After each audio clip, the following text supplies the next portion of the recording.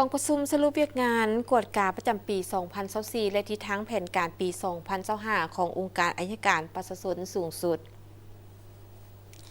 กองประชุมดังกล่าวได้เปิดขึ้นในตอนเช้าของวันที่26 พฤษภาคม 2025 อยู่ที่ห้องประชุมใหญ่องค์การอัยการประชาชนสูงสุดโดยการเป็นประธานร่วมของสหายไซสนาโคตรปูทร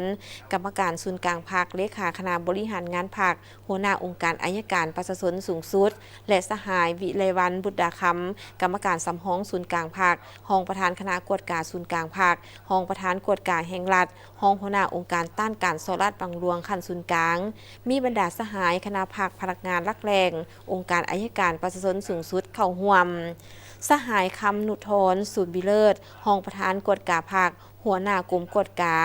องค์การอัยการประชาชนสูงสุดได้ขึ้นผ่านบทสรุปตีราคาการเคลื่อนไหวเวียกงานกวดกาขององค์การอัยการประชาชนสูงสุดประจำปี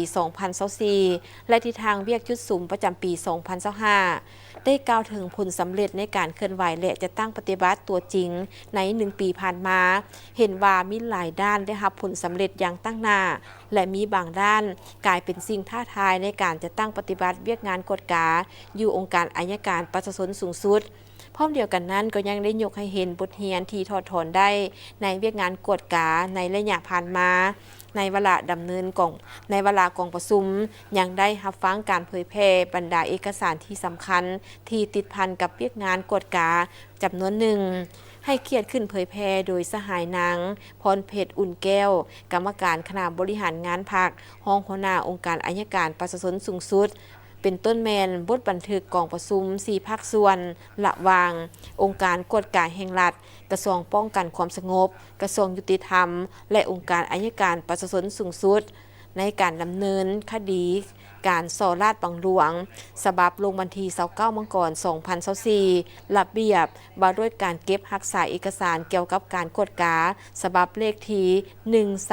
138ทับอกหลลงวันที่9 เมษายน